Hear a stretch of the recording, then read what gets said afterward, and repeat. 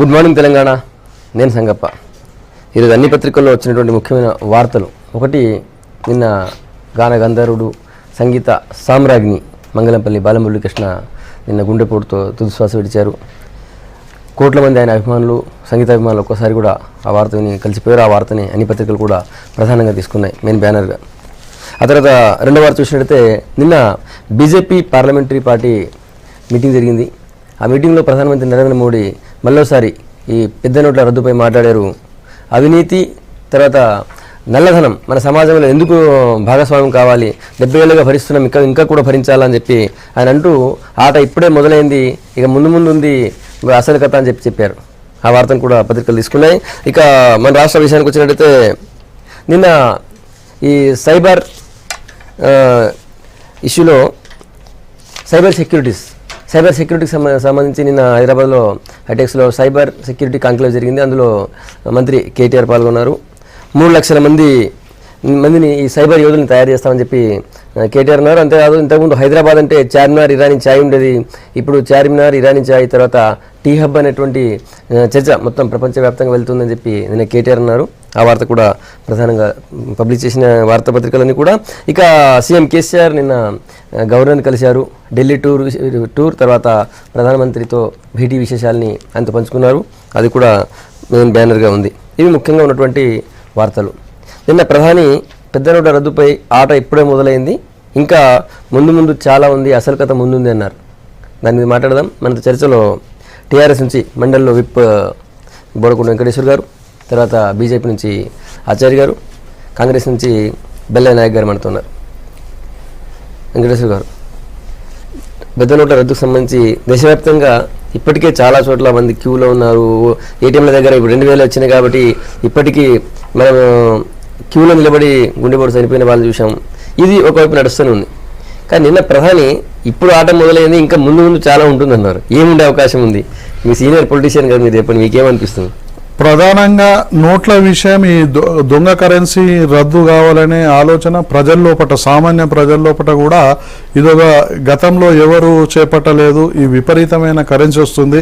ఇప్పుడు ఎవడో పెట్రోల్ బంక్ల పైన దొంగ నోట్ అని పట్టుకుంటున్నాడు. అంటే గత అనుభవాలు ఇప్పుడే కాకుండా కొన్ని సంవత్సరాల నుంచి కూడా వీడికి ఏం తెలియదు, వీడు దొంగ నోటు సరఫరా చేసే వరకు ఇట్లా ఎన్నో అవుతున్నాయి. ఇప్పుడు పాకిస్తాన్ వాళ్ళు కూడా విపరీతమైన కరెన్సీని మన దేశంలో డంప్ చేస్తూ ఉన్నారు. ఇప్పుడు ఎట్లయిపోయిందంటే అది తారాస్థాయికి వెళ్ళిపోయి 80% 500-1000 నోట్లే వచ్చేసినాయి. ఈ రకంగా దీన్ని ఎక్కడో ఒక దగ్గర ఫుల్ స్టాప్ పెట్టాల్సిన అవసరం ఉన్నది. అయితే ఏం జరిగిందంటే దీంట్లో ఇబ్బందులు ఎందుకు వస్తున్నాయి ఈ తీరుగా? ఇప్పుడు రైతులు కాదు, సామాన్యులు కాదు, నేను సైతం ఎంతో అంటే ఇబ్బందులు పడతా ఉన్నారు. ఎందుకంటే డబ్బు లేదు.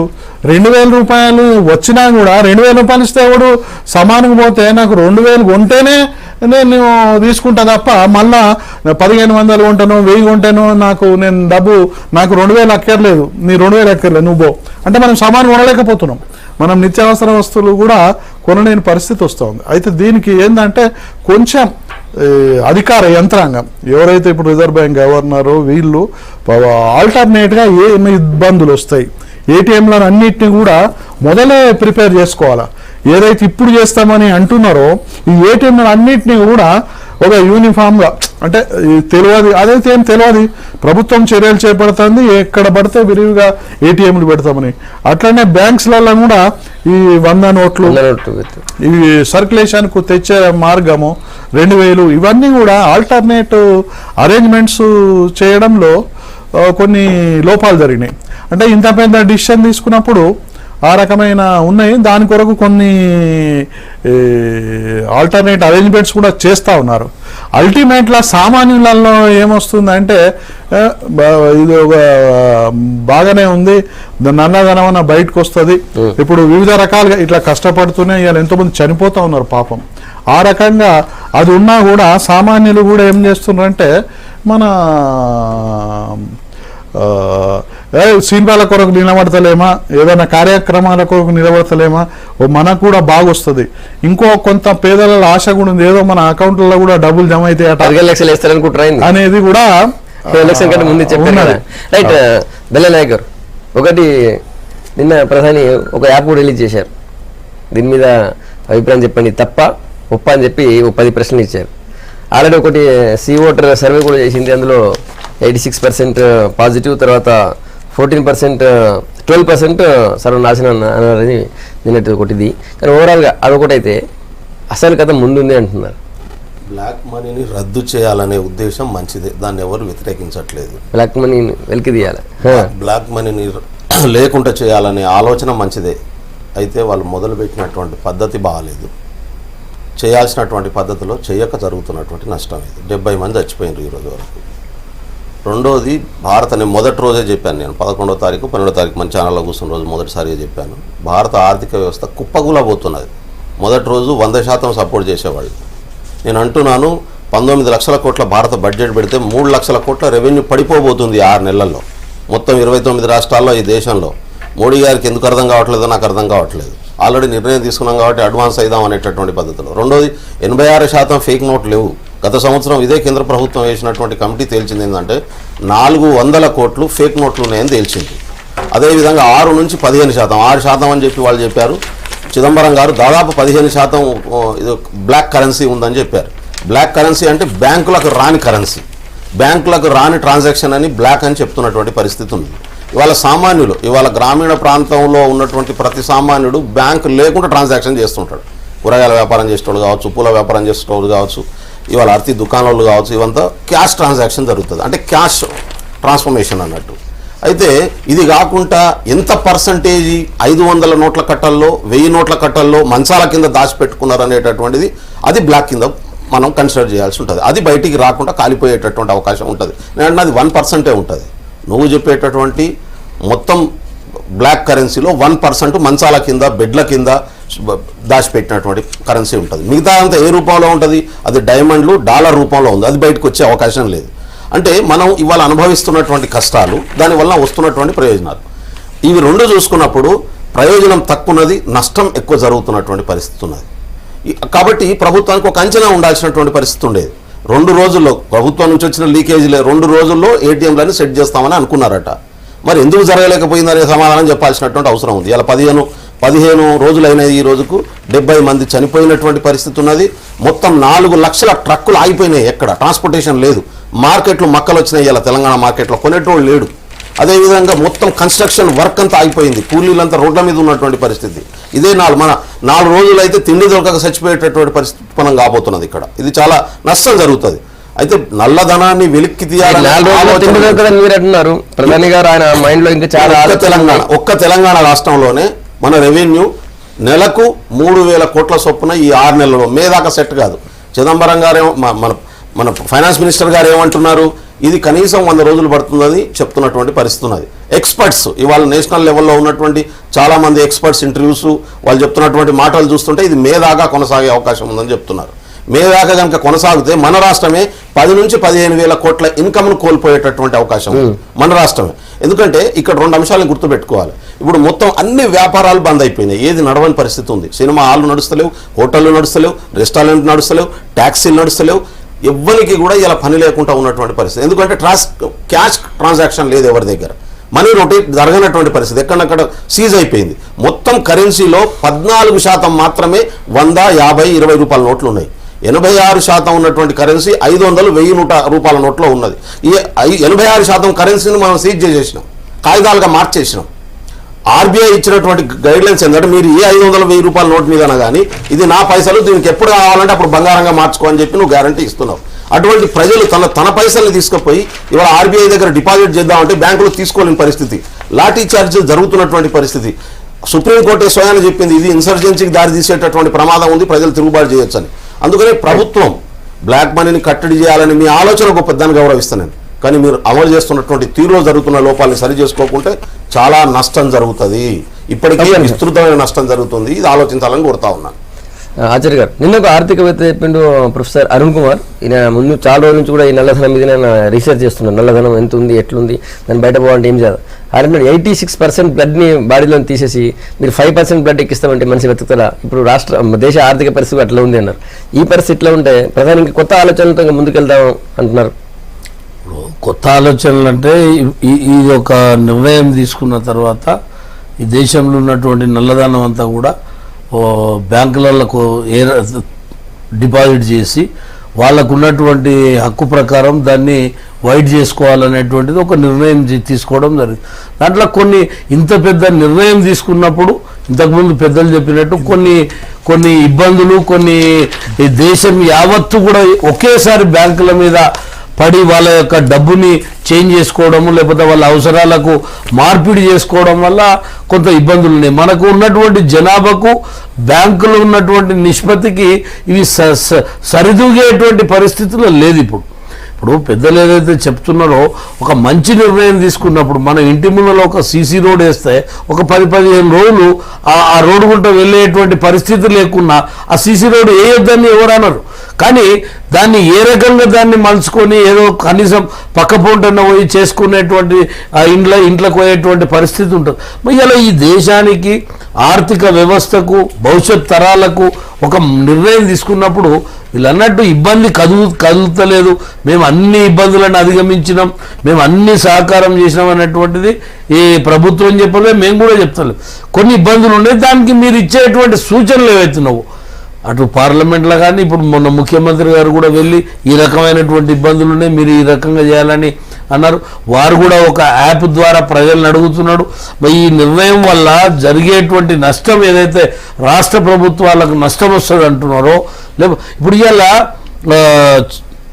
కొందరు భావిస్తున్నారు లిక్కర్ అమ్ముడబోతలేదు, లేకపోతే ఇతరత్ర వ్యాపారాలు జరుగుతాయి. వాస్తవమే, ఎందుకు జరుగుతలేదు? ఈ 2 నెలలు డిసెంబర్ 30 వరకు ఇచ్చినటువంటి గడువు లోపల తమ యొక్క డబ్బుని మార్చుకునేటువంటి ప్రయత్నంలో వాళ్ళు బ్యాంకుల ద్వారా మార్చుకోవాలనేటువంటి ప్రయత్నంలో ఉన్నారు కాబట్టి వ్యాపారాలు జరుగుతలేవు. ఎప్పుడు ఈ నిర్ణయం తీసుకున్నా కూడా ఇలాంటి కొన్ని ఇబ్బందులు తాత్కాలికంగా జరుగుతాయి.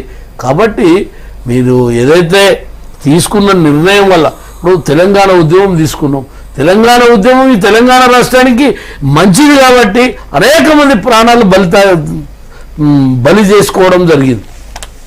ఇష్యూ మంచిదైనప్పుడు దాన్ని ప్రజలు స్వాగతిస్తారు. ఇలా మీరు అంటున్నారు కదా, ఇలా ఈ దేశంలో ఎక్కడన్నా ఈ నిర్ణయం తప్పనో ఇన్ని బాధలు పడుతున్నది వాస్తవం. కానీ బాధలు పడుతున్నటువంటి ప్రజలు రోడ్ల మీదకి వచ్చి నరేంద్ర మోడీ గారి ఫోటో కానీ లేకపోతే ప్రభుత్వానికి వ్యతిరేకంగా కానీ ఎక్కడ కూడా ప్రజలు అయితే వ్యతిరేకిస్తలేరు. ఇలా ఒక గ్రామంలో 10,000 మంది ఉంటే 10,000 మంది ఒక గ్రామం అన్న నేనేమంటున్నా అంటే 10,000 మంది ఒక గ్రామంలో ఉంటే ఒక బ్యాంకు దగ్గర 100 మందో 150 మందో 200 మందో నిలబడ్డదాన్ని మనం ప్రత్యేకంగా దాని మీదనే పదే చూపించడం అనేది ఉంటుంది. 10,000 మంది జనాభా ఉన్నప్పుడు 3 బ్యాంకుల దేశం మంచిది, నిర్ణయం తప్పని చెప్పాను నేను. నిర్ణయం కూడా మంచిదే, బయటికి రాదు అనేటువంటి దయచేసి మనీ కాదు. డిపాజిట్ చేస్తున్నటువంటి మనీ డబ్బు ఇప్పుడు దాదాపు 6 లక్షల కోట్లు 5 లక్షల కోట్లు ఏదైతే వచ్చిందో ఇది ప్రజలు తమ కష్టార్జితంతో తీసుకొచ్చినటువంటి డబ్బే డిపాజిట్ చేస్తున్నారు. ఇది బ్లాక్ మనీ కాదు. నంబర్ 1. ఇవాళ 1% దాచుకున్నటువంటి వాళ్ళు బెడ్ల కింద పెట్టుకున్నారు. మోడీ గారు మొన్న చెప్పినట్టు బెడ్ల కింద మంచాల కింద పెట్టుకున్నాడు ఎవడు దాన్ని తీసుకొచ్చి వాళ్ళంతా మార్చుకున్నారు. మోడీ గారు ఎప్పుడో బీజేపీ ప్రాథమిక సిద్ధాంతాలని పక్కన పెట్టి దానికి విరుద్ధంగా పనిచేస్తున్నాడు. ఎందుకంటే బీజేపీ నాయకులకు అర్థమవుతలేదో, మా ఆచారానికి కూడా ఎందుకు అది దృష్టి పెట్టట్లేదు అర్థం కావట్లేదు. ఎప్పుడైతే ఎఫ్డీఐలను 100% ఆహ్వానించిండో అదే రోజు బీజేపీ ప్రాథమిక సిద్ధాంతం ఆయన పక్కన పెట్టింది. సరే, ఆ చర్చ ఇంకోటి మనం దాంట్లో పోవాల్సిన అవసరం లేదు. కానీ ఇవాళ బ్లాక్ మనీ బయటకు వచ్చే అవకాశం లేదు. ఎందుకంటే ఇది నోట్ల రద్దు కాదు, నోట్ల మార్పిడి. నోట్ల మార్పిడి చేసుకోవడానికి 100 మార్గాలు ఉన్నాయి. 100 మార్గాల్ని వాళ్ళు అనుసరిస్తారు. మన దేశంలో 130 కోట్ల మంది జనం ఉన్నారు. 30 కోట్ల బ్యాంక్ అకౌంట్లు ఉన్నాయి. ఈ 30 కోట్ల బ్యాంక్ అకౌంట్లో దాదాపు 25,000 కోట్ల బ్యాంక్ అకౌంట్లు పనిచేయట్లేదు, అంటే ట్రాన్సాక్షన్ లేదు. అవన్నీ కూడా ఇవాళ 25,000 30,000 చొప్పున వేసుకొని ఇవాళ మార్చుకునే అవకాశాలు ఉన్నాయి. బయట ఆల్రెడీ అటువంటి మార్కెట్ నడుస్తున్నట్టు ప్రచారాలు వింటున్నాం. అవకాశం ఇవ్వమన్నారు కదా, ఏం చేయలేదు.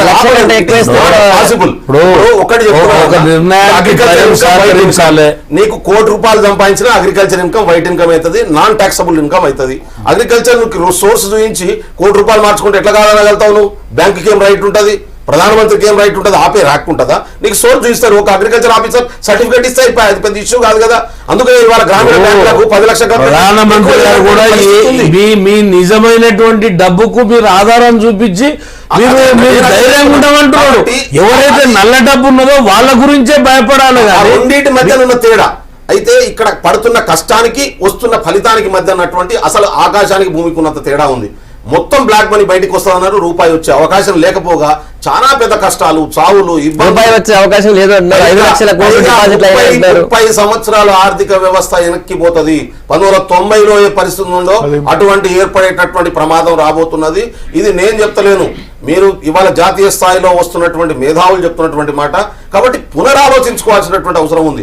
మేము కాంగ్రెస్ పార్టీగా రోడ్లను వెనక్కి తీసుకోవాలి, పునరాలోచించే అవకాశం లేదు, వెనక్కి తగ్గే అవకాశం లేదని చెప్పి మోడీ చెప్పారు. కానీ రేపు జరగబోయేటటువంటి దానికి చాలా మూల్యం ఈ దేశానికి చెల్లించాల్సిన పరిస్థితి వస్తుంది. అది అయితే ఏర్పడబోతున్నది.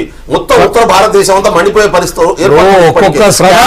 లక్షల కోట్లు నిధులున్నాయి, ఆ నిధులన్నీ రావాలా వద్దా? లక్షల కోట్లు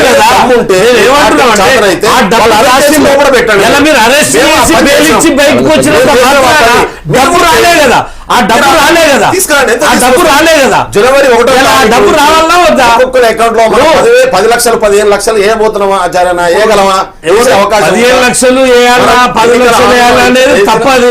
ఎన్నికల హామీ తప్పుడు ప్రచారం చేయొద్దు. ఎన్నికల హామీ ఆయన ఏమన్నాడంటే బయట దేశాలలో ఇక్కడ ఉన్నటువంటి డబ్బు గిట్లా ఈ దేశానికి వస్తే ఒకవేళ అది బ్యాంకులలో తీసుకొస్తున్నారు. ఒక నిమిషం నుంచే నరేంద్ర మోడీ గారు సిట్టు ఏర్పాటు చేసి ఆయన అడుగులు అవినీతి పైన ఆయన అడుగులు నల్లధనం పైన వేస్తున్నారు.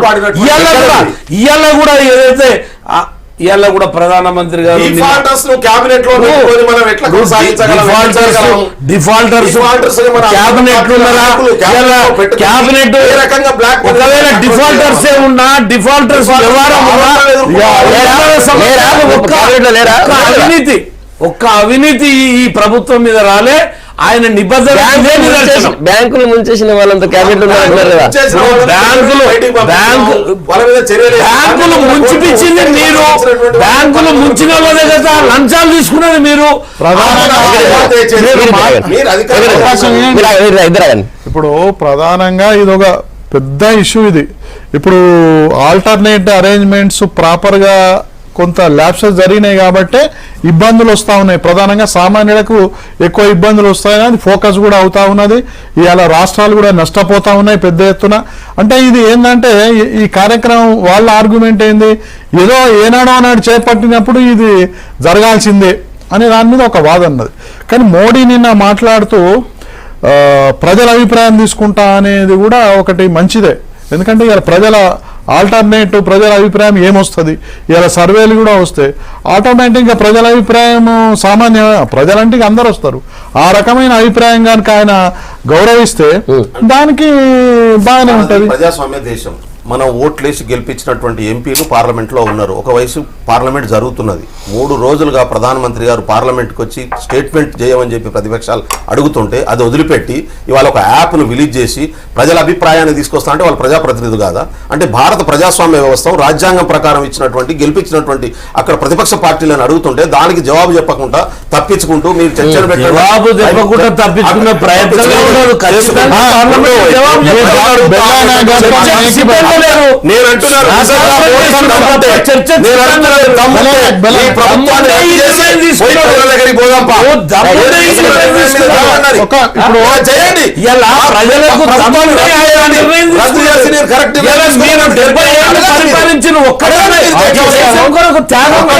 ఒక నిర్ణయం తీసుకోవాలి. పార్లమెంటు సమావేశాలు నడిచేటప్పుడు ఎవరైనా కానీ ప్రైమ్ మినిస్టర్ పార్లమెంట్ సమావేశాలు నడిచినప్పుడు వెళ్ళాలి, కూర్చోవాలి. విను, డిస్కషన్లో పార్టిసిపేట్ అయితే నీకు సగం రచ్చ బంద్ అయిపోతుంది. ఒక్కసారైనా మాట్లాడిందంటే నీకు క్లారిఫికేషన్ వస్తుంది. ఇప్పుడు ఎప్పుడు కానీ ఇష్యూ టేకప్ చేసినప్పుడు లెట్ దెమ్ డిస్కషన్ అంటే డిస్కషన్ ఏముంది స్టార్ట్ అవుతుందంటే ఇవాళ మీరు ఒక్కసారి వినండి, ఒక్కసారి ఫస్ట్ డే మీరు చూడండి. ఫస్ట్ డే రాజ్యసభ లాగా మంచిగా నడిచింది చర్చ. బయట కామెంట్స్ వాట్సాప్ ఇట్లా గ్రూప్లలో కూడా వచ్చింది, అరే బయట రచ్చ నడుస్తుంది, పార్లమెంట్ సాఫీగా నడుస్తుందని. అదే ప్రైమ్ మినిస్టర్ కనుక వెళ్ళి ఉండి ఏంది చెప్తే ఇవాళ జవాబు చెప్పాల్సిన అవసరం ఉంది. పార్లమెంట్కి అంత అత్యున్నతమైన పార్లమెంటు ఇవాళ ఏముండదు. కాబట్టి ఆ రకంగా పోతే ఈ రప్చర్ అంతా కూడా చాలా వరకు తగ్గుతుంది. అంటే నాది పర్సనల్ అభిప్రాయం, ప్రైమ్ మినిస్టర్ గారు వెళ్ళి మాట్లాడాలా, సమాధానం చెప్తాడు.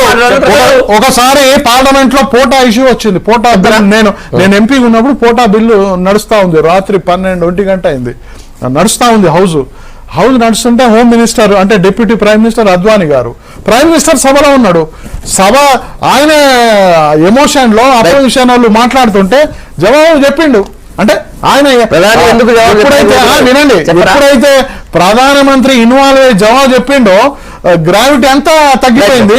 తర్వాత హోమ్ మినిస్టర్ జవాబు చెప్పడానికి వచ్చేటప్పటికి అద్వానీ గారు చెప్పేటప్పటికి లిటిల్ బిట్ చెప్పి ముగించాల్సి వచ్చింది. రైట్. ఒక నిన్న సైబర్ సెక్యూరిటీ కాన్క్లేవ్ స్టార్ట్ చేస్తున్న మంత్రి కేటీఆర్ మొత్తం హైదరాబాద్ అంటే చార్మినార్, ఇరానీ చాయ్ నుంచి ఇప్పుడు టీ హబ్ అన్నటువంటి గుర్తింపు కూడా వచ్చేసిందని చెప్పారు. చాలామంది ఐటీ నిపుణులు కూడా తయారు చేస్తున్నాం, ఐటీకి ఇప్పుడు సెంటర్ అయిపోయిందని చెప్పారు కేటీఆర్ గారు. బెల్లనాయక్ గారు తెలంగాణ వస్తే మొత్తం కంపెనీలన్నీ పోతాయి, ఐటీ ఇండస్ట్రీ పడిపోతున్నటువంటి టైం నుంచి ఈరోజు చార్మినార్కి హైదరాబాద్కి మారు పేరు టీ హబ్గా తీసుకొచ్చామని చెప్పి మంత్రి అంటున్నారు. ఆంధ్ర పెట్టుబడిదారులు తెలంగాణ రాకుండా అడ్డుకుందాం అనుకునేటువంటి వాళ్ళు రకరకాల ప్రచారాలు చేసిరు ఆ రోజు. అది ఏ పార్టీకి సంబంధించినటువంటి నాయకులైనా కానీ ఆంధ్ర నాయకులంతా ఒకటే మాట చెప్పారు, తెలంగాణను గతంలో నుంచి 50 సంవత్సరాల నుంచి మాకు సామంత ప్రాంతంగా పెట్టుకున్నట్టు శాశ్వతంగా పెట్టుకుందాం అనుకునేటటువంటి వాళ్ళు చేసినటువంటి ప్రచారం అది. అటువంటి ఇంపాక్ట్ అయితే ఏం లేదు, ఉండదనేది తెలంగాణ వాదులు ఆ రోజు నుంచి అందరం వాదించాము. ఇవాళ వాస్తవంగా అదే కొనసాగుతున్నటువంటి పరిస్థితి ఉంది. అయితే మనం టీ హబ్బు మంచిదే, తెలంగాణకు ఇరానీ ఛాయ్ తర్వాత టీ హబ్కు ప్రపంచం అంతా గుర్తించాల్సినటువంటి పరిస్థితి తీసుకొస్తూ సంతోషిస్తాం. తద్వారా ఎంప్లాయ్మెంట్ క్రియేట్ కావాల్సినటువంటి అవసరం ఉంది. మనం 12,99,000 ఉద్యోగాలు ఉమ్మడి ఆంధ్రప్రదేశ్లో ఉంటే 5.5 లక్షల ఉద్యోగాలు తెలంగాణ రాష్ట్రం ఏర్పడితే మనకు వస్తాయి. అందులో 3 లక్షల ఉద్యోగాలు ఖాళీలు ఉన్నాయి ప్రభుత్వ రంగంలో. ఈ 3 లక్షల ఉద్యోగాల్ని రేపు భర్తీ చేసుకుంటే దాదాపు ఇంటికో ఉద్యోగం వచ్చేటటువంటి అవకాశం ఉంటుందని చెప్పి తెలంగాణ ఉద్యమంలో మనం విస్తృతంగా ప్రచారం చేసినాం. ఇప్పటికీ 3,000 ఉద్యోగాలు భర్తీ చేసినటువంటి పరిస్థితి ఉన్నది. నిరుద్యోగులు 2.5 సంవత్సరాల తర్వాత కూడా ఇబ్బందులు పడుతున్నటువంటి పరిస్థితి ఉన్నది. రెండవది, ఇప్పుడు నిరుద్యోగ సమస్య మరింత పెరుగుతున్నటువంటి క్రమంలో ఈ స్కిల్డ్ నాన్ స్కిల్డ్ ఉద్యోగాలను పెంచేటటువంటి ప్రయత్నం ప్రభుత్వం మరింత పెంచాల్సినటువంటి అవసరం ఉంది. ఇప్పుడు 3 లక్షల మందికి ట్రైనింగ్ ఇచ్చి స్కిల్డ్ను డెవలప్ చేస్తామని చెప్తున్నది, మంచిదే. అయితే మరి నిరుద్యోగ సమస్య దీంతో మనం శాశ్వతంగా పరిష్కరించేటటువంటి అవకాశం ఉంటుందా లేదా అనేది ప్రభుత్వం ఆలోచించాల్సినటువంటి అవసరం ఉంది. అటువైపు అయితే అడుగులు పడుతున్నట్టుగా కనబడట్లేదు. గత 2.5 సంవత్సరాలుగా ప్రచార ఆర్భాటం ఎక్కువ ఉన్నది, పని దక్కున్నట్టుగా కనబడుతున్నది. ఒకవేళ ఉద్యోగాలు దక్కి చాలామంది ఉద్యోగాలు పొందితే మంచిదే, టీఆర్ఎస్ పేరు మళ్ళా గుర్తుపెట్టుకుంటారు ప్రజలు, ఆయన వల్లే మాకు ఉద్యోగాలు వచ్చినాయని చెప్పుకుంటారు. కానీ అయితే మార్కెట్లోనైతే ఆ పరిస్థితి కనబడతలేదు. అది తీసుకురావాల్సినటువంటి అవసరం ఉంది. ప్రయత్నం చేస్తున్నట్టుగా రోజు ప్రచారాలు అయితే చూస్తున్నాం. రోజుకో దేశానికి ఎవరో ఒక నాయకులు పోవడం, అన్ని అగ్రిమెంట్లు చేసుకోవడం, చాలా అగ్రిమెంట్లు వచ్చినాయని చెప్పి ఎంత ఇన్వెస్ట్మెంట్ వచ్చింది, ఎన్ని కంపెనీలు పెట్టిరు, ఎంత ఉద్యోగాలు పెరిగినాయి, ఇవన్నీ కూడా మనం రిజల్ట్ వచ్చిన తర్వాత కానీ మనం చెప్పలేము. మాటలకు ఏమున్నది మస్తు చెప్తాం. ఈ ప్రభుత్వము గత 2.5 సంవత్సరాలుగా ప్రయత్నం చేస్తున్నట్టు మనం పత్రికలలో చూస్తున్నాం. కానీ వాస్తవ రూపకంగా గ్రామీణ ప్రాంతాల్లో కానీ పట్టణ ప్రాంతాల్లో కానీ ఆ దశలో పూర్తి స్థాయిలో ఉద్యోగాలు చేతికొచ్చినటువంటి పరిస్థితులు లేవు. అయితే కేంద్ర ప్రభుత్వం ఏదైతే స్కిల్ ఇండియాని ప్రవేశపెట్టి నైపుణ్యతను బయటికి తీసి వాళ్ళకు శిక్షణనిచ్చి వాళ్ళకు సర్టిఫికేట్స్ ఇచ్చి దేశ విదేశాలకైనా సరే మన దగ్గర అయినా సరే వాళ్ళకు ఒక ట్రైన్డ్ వాళ్ళ వర్కర్లుగా తీర్చిదిద్దితే బాగుంటుందని కోట్ల రూపాయలు ఖర్చు పెట్టి వాళ్ళకు దేశవ్యాప్తంగా ఇస్తున్నటువంటి దాంట్లో క్రమక్రమేణా ఇక్కడ కూడా ఆ ప్రయత్నం జరుగుతున్నటువంటి దానికి పెట్టిండ్రు. అయితే పేర్లు ఎన్ని మార్చినా నిధులు విధులు అన్ని కూడా ఆ యొక్క రూపకల్పంతో వ్యవహారం నడుస్తున్నది వాస్తవం. అయితే ఇలా ఇంతకుముందు అన్న చెప్పినట్టు 3-4 వేల మందికి మాత్రమే ఇప్పటి వరకు చేతికొచ్చినటువంటి ఉద్యోగాలు ఉన్నాయి. ఈ 2.5 సంవత్సరాలలో సుమారు ఒక 50,000 మంది కన్నా అనేక విధాలుగా ఉద్యోగాలు వచ్చేటువంటి పరిస్థితి తీసుకున్నటువంటి సమయానికి ప్రభుత్వం రూపకల్పన చేసేది ఉండే. ఆ దిశలో ప్రయత్నాలు జరుగుతున్నాయి కానీ ఫలితం రాలేదనేటువంటి దాన్ని మన కళ్ళ ముందుగా ఒక విషయం ఇందులో బెల్లయ్య నాయక్ గారు మాట్లాడినంటే కూడా అర్థం ఉన్నది. ఎందుకంటే వారు అక్కడ అపోజిషనే ఇక్కడ అపోజిషనే, వారు విమర్శించాలే తప్పదు. వీళ్ళు మిత్రపక్షమా? మిత్రపక్షం కాదు, అంటే వీళ్ళు అధికారంలో ఉన్నారు. ఓకే ఓకే, అధికారంలో ఉన్నారు, వాస్తవాన్ని వాస్తవంగా మాట్లాడాలని నేను కోరుతాను. ఇప్పుడు విషయం వినండి, ఇవాళ తెలంగాణ కొత్తగా ఏర్పడ్డ రాష్ట్రం. ఈ రాష్ట్రాన్ని ఐటీ రంగంలో మీరు అన్నట్టు ఈడ చీకటి అయిపోతుంది, ఈడ కరెంట్ ఉండదు, ఈడ ఐటీ రాదు, ఆ చంద్రబాబు నాయుడు పోయిండు, ఇక ఖతం హైదరాబాదు ఖతం అయిపోతుంది అని చెప్పిన. అలాంటి పరిస్థితుల్లో ఇక్కడ కేటీఆర్ గారు ఐటీ శాఖ మంత్రులు అయిన తర్వాత ఎన్ని పెద్ద పెద్ద కంపెనీలు ఇక్కడికి వచ్చినాయి, పెట్టుబడులు పెట్టినాయి, ఉద్యోగాలు క్రియేట్ అయినట్టు ఇట్లా Naukri.com చెప్తా ఉంది. అదేవిధంగా మీకు గతంలో తెలంగాణ ఆంధ్ర ఉద్యమం నడిచినప్పుడు కూడా ఇక్కడ మొత్తం డౌన్ అయిపోయింది, రియల్ ఎస్టేట్ ఉద్యోగాలు కూడా డౌన్ అయిపోయినాయి. అటువంటి పరిస్థితుల్లో ఈ 2.5 సంవత్సరాల్లో టాప్ లెవెల్ కు, అంటే మళ్ళీ పాతది వచ్చింది. ఇప్పుడే ఆచార్య అవార్డు కూడా ఈ డిస్కషన్ రాకముందు కూడా ఈ డిస్కషన్ రాకముందు కూడా అన్నాడు, అరే ఏం పెరుగుతున్నాయన్న, 10,000 20,000 10 లక్షలు 20 లక్షలు అవుతుంది. అంటే ఒక ఆర్థిక అయితే లేదు. అంటే ఇవన్నిటికి తేవడానికి ఉద్యమం జరిగినప్పుడు ఎట్లయితే ఇక్కడ పెట్టుబడులు పెడితే మనకు లాభం లేదనే కారణికి ఇవాళ పెట్టుబడి వినాలి ఒక్క నిమిషం. అయితే ఈ రకంగా పెట్టుబడులు తీసుకొచ్చి పెద్ద ఎత్తున ఇవాళ అపార్ట్మెంట్స్ అన్ని ఖాళీ ఉండే ఇక్కడ. ఇవాళ ప్రతి దగ్గర కూడా ఇవాళ హైదరాబాద్కి ఎన్నో అవార్డ్స్ వస్తున్నాయి. స్వయంగా మొన్ననే వీళ్ళ యొక్క కేంద్ర ఐటీ శాఖ మంత్రులు రవిశంకర్ ప్రసాద్ గారు ఏ రకంగా ప్రశంసించారో ఆచార్య గారు చెప్పాలి. అట్లనే విధంగా ఇవాళ కేంద్ర మంత్రులు అందరు కానీ ప్రధాని మోడీ సైతం కూడా ఈ రాష్ట్ర ప్రభుత్వం చేస్తున్న పథకాలను ఇవాళ ఏ రకంగా చేస్తా ఉండు. గతం కంటే మనము అప్పుడు ఏ రకంగా వచ్చింది, ఇప్పుడు మిగతా రాష్ట్రాలు మిగతా రాష్ట్రాల నేను ఏమన్నా నిన్ను మొదలై చెప్పిన, నీకు నువ్వు ఎన్ని విమర్శించినా నువ్వు కరెక్టే. కానీ మీరు వాళ్ళు చేస్తున్న ఈ ప్రభుత్వం చేస్తున్న దాన్ని ప్రశంసిస్తున్నారు. స్వయంగా ఐటీ బ్రహ్మాండంగా చేస్తా ఉన్నారు. ఈయన డైనమిక్ మినిస్టర్ ఇక్కడ ఉన్నాడు అనే విషయాన్ని కూడా మీ ద్వారా ఒకటే అడుగుతాం, ఇండస్ట్రీస్ బెస్ట్ ఐటీ పాలసీ ఇవాళ ఇంటర్నేషనల్ లెవెల్లో వచ్చేప్పటికనే ఇవాళ పెట్టుబడులు వస్తా ఉన్నాయి, ఇవాళ అన్ని కూడా వస్తా ఉన్నాయి. ఆ రకంగానే ఇంప్రూవ్మెంట్ జరుగుతా ఉన్నది. తీసుకొని ఆ రకంగా చేస్తా ఉంటే ఆ ఫలితాలు కూడా కనిపిస్తా ఉంటే ఇవాళ దేనికైనా అల్టిమేట్ ఏంటి, ప్రభుత్వం పనిచేసేదానికి ఎన్నికలే గీటురాయి. ఆ గీటురాయిలో కూడా మీరు 2 పార్టీలు కూడా తీసుకొని అలాంటి 43 లక్షలకు పరిశ్రమ డిపార్ట్మెంట్ కి ఇచ్చి ఆ పరిశ్రమ డిపార్ట్మెంట్ తీసుకుపోయి 90 లక్షలకు పెట్టుబడిదారులకు భూమిస్తున్నటువంటి పరిస్థితి మన రాష్ట్రంలో కొనసాగుతున్నది. తెలంగాణ ప్రభుత్వం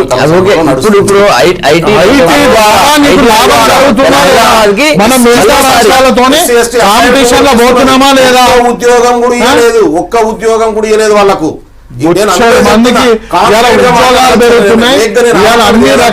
ప్రతిపక్షం కాబట్టి ఆరోపణలు చేయాలని ఆలోచన లేదు. ఇదే రంగారెడ్డి ముచ్చర్ల ప్రాంతంలో 15,000 ఎకరాల కాంగ్రెస్ పార్టీ ఇచ్చిన అసైన్డ్ భూములను గుంజుకున్నారు. ఇప్పుడు ఇండస్ట్రీస్ రావాలన్నా ఏది కావాలన్నా కాంగ్రెస్ ప్రభుత్వం ఉన్నప్పుడు ఇప్పటి వరకు కూడా రాష్ట్రం వేరు, ఉమ్మడి ఆంధ్రప్రదేశ్ తెలంగాణ రాష్ట్రం రోల్ మోడల్ గా తీసుకోలేదు. మనం కొత్త పాలన, కొత్త పద్ధతి, కొత్త సాంప్రదాయాలు. ఐటీ ఉద్యోగాలు రాలేదంటారా?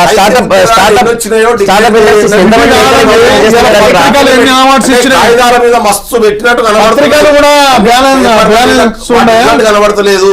అందుకనే గౌరవ మంత్రి గారు నేను అడుగుతున్నాను మీ ద్వారా, మీరు డిక్లేర్ చేయండి ఎన్ని కంపెనీలు పెట్టినరు, ఆ కంపెనీలలో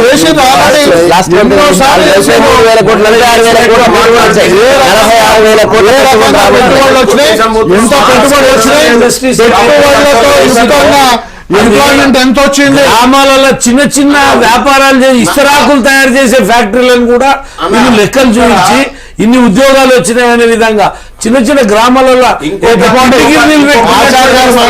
స్కిల్ ట్రైనింగ్ మేము పెట్టినా ఉంటాడు మీకంటే మొదలే ఇక్కడ తెలంగాణ రాష్ట్రంలో స్టార్ట్ కాగానే స్కిల్ ట్రైనింగ్ ఇచ్చి ఇక్కడ ఎంప్లాయ్మెంట్ ఇచ్చిండు.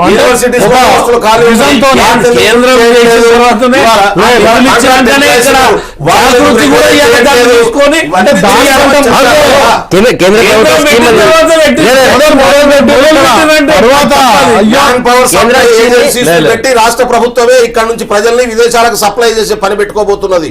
అంత కొన్ని గైడ్ లైన్స్ లో అటువంటి మార్పుల కోసం మన తెలంగాణ ప్రభుత్వం అప్లై చేస్తుంది. ఎలాంటి అవునండి అవగాహన లేకుండా దొంగ ఏజెంట్లతో పోయి అక్కడ ఇబ్బంది పడడం చేసే పని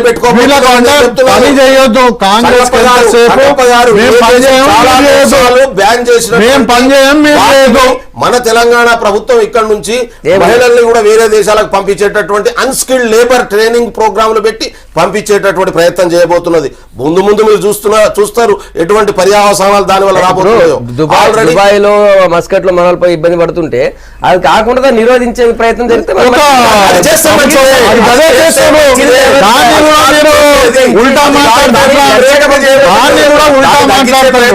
ఇంతవరకు అక్కడ చచ్చిపోయినటువంటి శవాలనే ప్రైవేట్ గా తెచ్చుకున్నారు తప్ప ప్రభుత్వం తర్వాత కేంద్ర మంత్రి ప్రతిపక్షంగా ప్రజల పక్షాన నిరంతరం పోరాటం చేస్తాయన ఆ రకంగా ఉంటేనే సంతోషం ఉండు. ఆయన ముసుగేమో కాంగ్రెస్ తెచ్చుకోడు, దానికి ఒకటే పని దోసుడు దాసుడు. ఇలా మేము ఏం చెప్పాలి, ఏం చెప్పాలి? బయట బేళ్ల మీద వచ్చి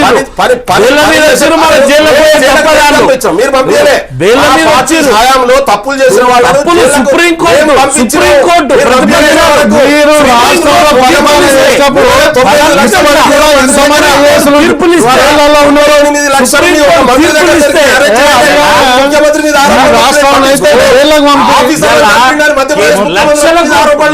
పట్టించుకోలే మీరు.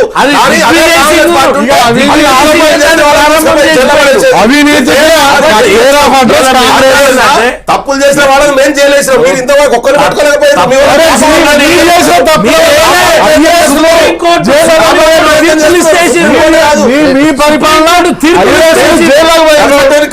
పట్టుకుంటుంది, మేము పని చేస్తాం, తప్పులు చేస్తాం, జైల్లో పెడతాం, శిక్షిస్తాం, మీరు వాళ్ళని కాపాడుకుంటాం.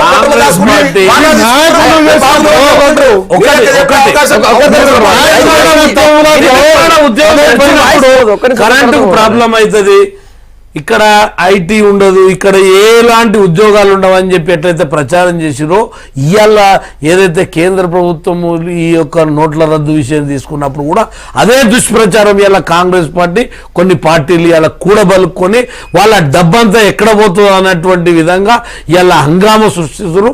ప్రజలు హైరాణ పడతలేరు,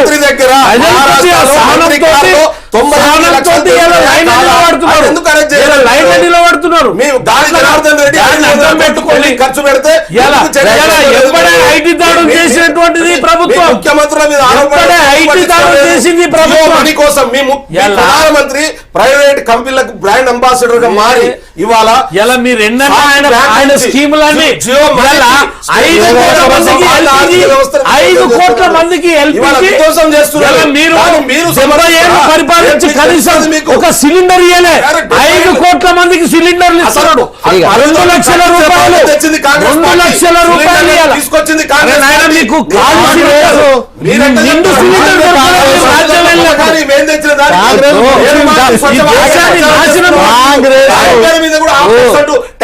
కలెక్ట్ చేస్తున్నారు.